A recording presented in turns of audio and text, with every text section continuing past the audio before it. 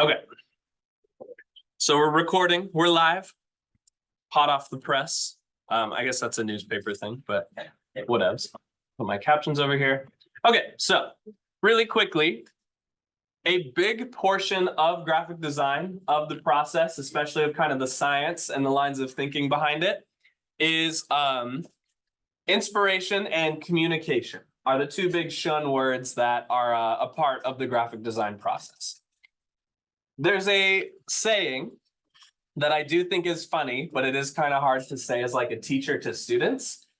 Maybe you've heard this before in other art classes where there's the idea of good artists copy, great artists steal, with the idea kind of if someone is really good at something in the graphic design world, you can copy that by putting your own spin on it.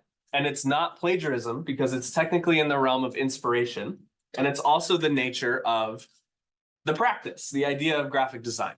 And so, keeping this in mind, we're going to look at some inspiration for some logos. Now, you might be already thinking, I mentioned this,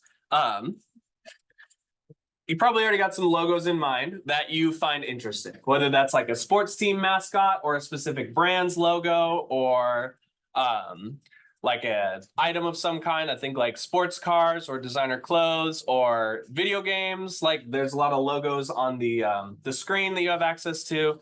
There's logos everywhere, even if we don't realize it. And so what I want you guys to start doing for this project, before we get into actually beginning the process of creating them, is I want you to find some logo inspiration.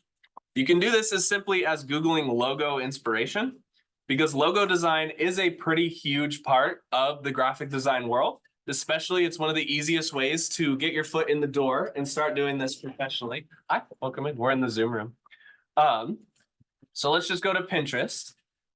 And you're going to be able to see just tons of different expressions, tons of different ways that things are being communicated is the next part of logo design. Each one of these things is doing something specific to communicate something else specific about it. So let's look at, let's pull up Columbia Printing, for example. With this logo, it's communicating simplicity because there's not a lot of, the font isn't very fancy in the sense that it doesn't have a lot of little decorations. Mia, put your phone away, please. The logo is really simple, right? Where it's just some curved lines.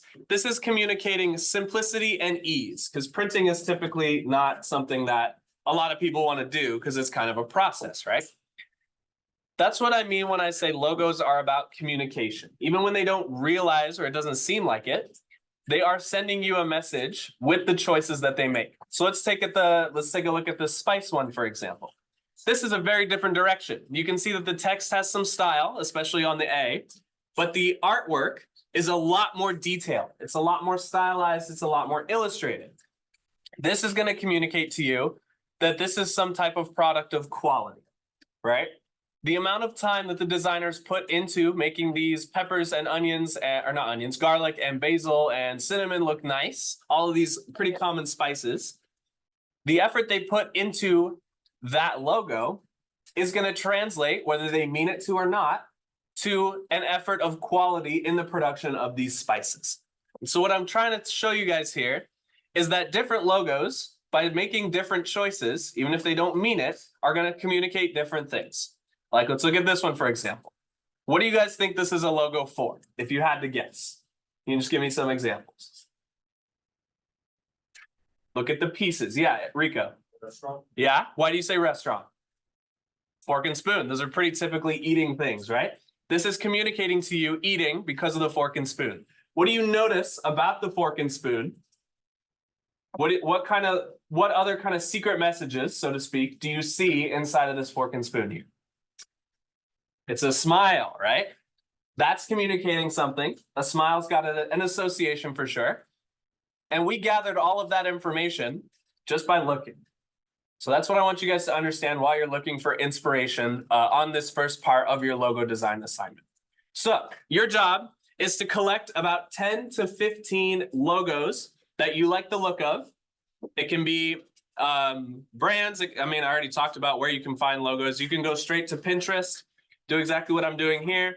Just get about 10 to 15 examples of logos that you like. Okay, so we're gonna spend about 15 minutes doing that. Then we're gonna move on to the analysis and sketch portion. And then finally, I'll show you how to start creating them in Illustrator. Sound good?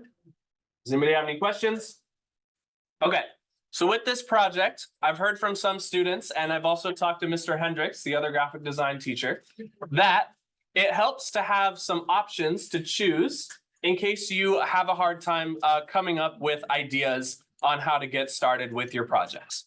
So in this project, when we officially start it, you will have some options that you can choose that I'll come up with, that if you choose to make a logo from an option that I provide, you don't lose any points. You can go a creative direction and make your own.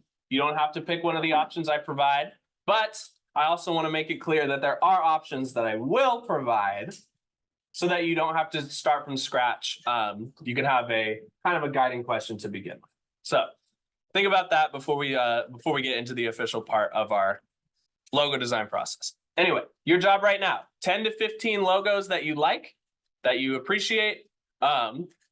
You can either just put them in a Word doc or Canvas message them to me, or I'm not sure, but Pinterest board is a great resource just to kind of keep all of them in one spot. And that'll be the first part of this assignment. We're gonna do this for about 15 minutes. So what is that? 8:55. Okay, cool. So I'm gonna I'm gonna close this first Zoom room and we'll get back in just a second. Yes, me in. I'll show you how to do it. Let me leave. The chance to jump in means we're also live. Let me get my sketchbook here. Okay, so for the next part of your logo assignment, let me see. Hold on. I'm doing all types of switching. Give me just a second. Okay. All right. Oh, that's from the wrong angle, so that's going to be kind of hard. We'll see if this works out. Okay, so on the screen behind me, I'm using the dot cam now, and in the Zoom room, you can see the video. It's going to be two separate angles, so it's going to be a little bit awkward while I'm figuring this kind of thing out. But I'll show you on the screen behind me, and then I'll turn it to the camera here so that you have the digital version to access as well as the one in class. But all of this is to say that when you start thinking about logo design, you want to think, how can you communicate your idea?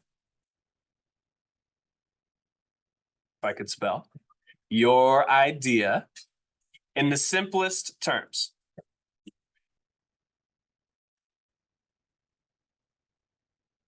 So the reason I had you guys look up logos, the reason I had you guys kind of analyze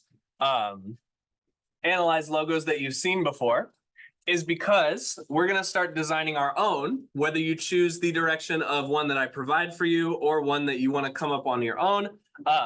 There's some things that you need to approach logo design with so that you have the most success and you communicate the most information that you need for the client, right? So you want to think about how can you communicate your idea in the simplest terms. Sorry, excuse me. A lot of that comes down to the shapes that you choose to use, which is a science called shape language in graphic design as well as character design, if that's something you're interested in. But for our purposes, the way that you start communicating simply is by breaking it down into its simplest shapes.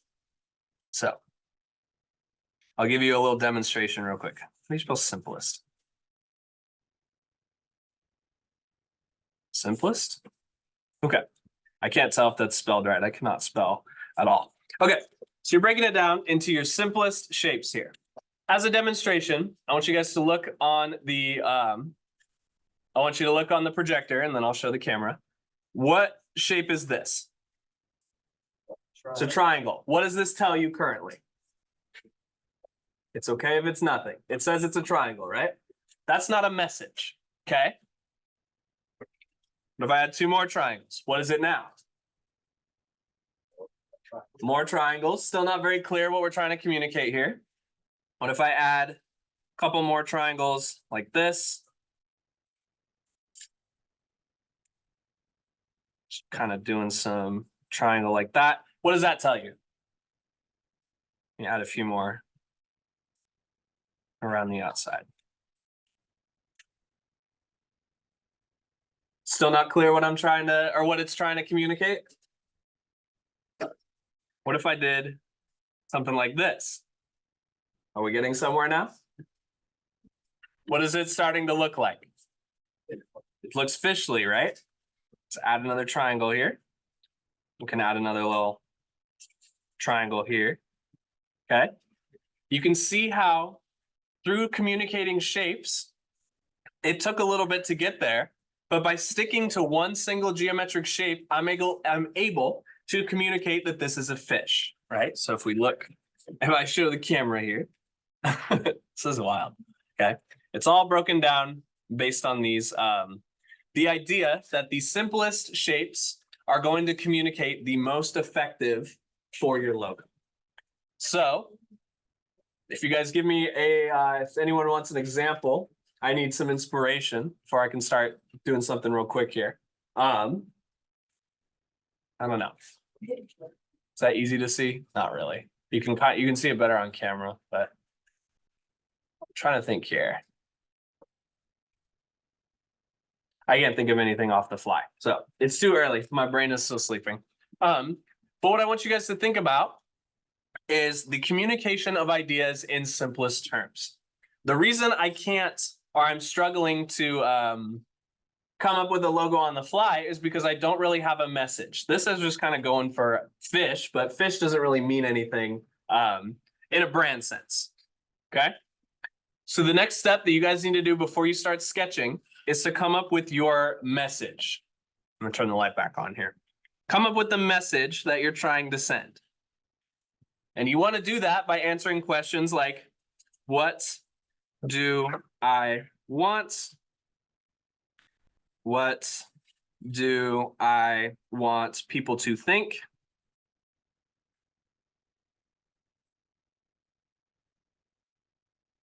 What do I want my logo to say first? There's an important distinction on the first right there. And finally, let me make a little note right here. What do I want my design to communicate?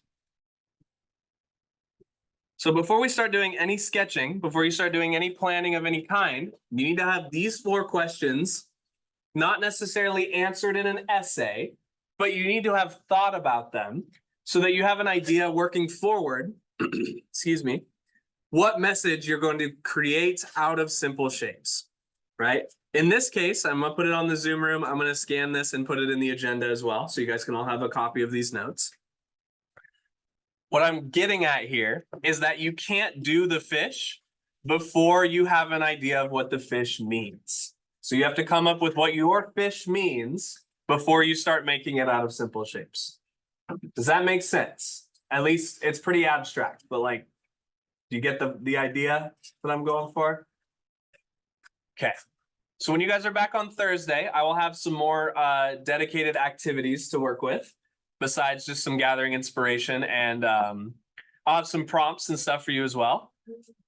If you need, you can come in during Flex on Wednesday. I can help you finish up 1.1. That's open. But for the last 8 minutes of class here, I want you guys to think about what message you're trying to send. You want to be answering these questions. Hopefully it's mirrored on my, it's pretty hard to see, but you can see it in the Zoom room. It says, what do I want? What do I want people to think? What do I want my logo to say first, primarily? And what do I want my design to communicate, ultimately? The 4 biggest things that you need to consider before you start doing any logo design, because logo designing without a message is just drawing. Okay? So think about these questions. I'll put them in the Zoom room once, or not the Zoom room, but the agenda, the thread, I mean. Once Canvas decides it wants to work, and this should come out by 7th period at the latest, because I still have to process and edit these videos. Anybody have any questions? Cool. We're gonna start Flex stuff in I got another email about the Canvas outage. We're gonna start doing flex stuff at 9:20. I'm gonna reopen the Zoom room for the ASB elections, and then I'm not sure if we have a Zello or stuff following that. Okay, cool. Thank you guys for listening. I appreciate you. This is a weird process. It's different way of thinking that you guys are doing here. So give yourself some patience.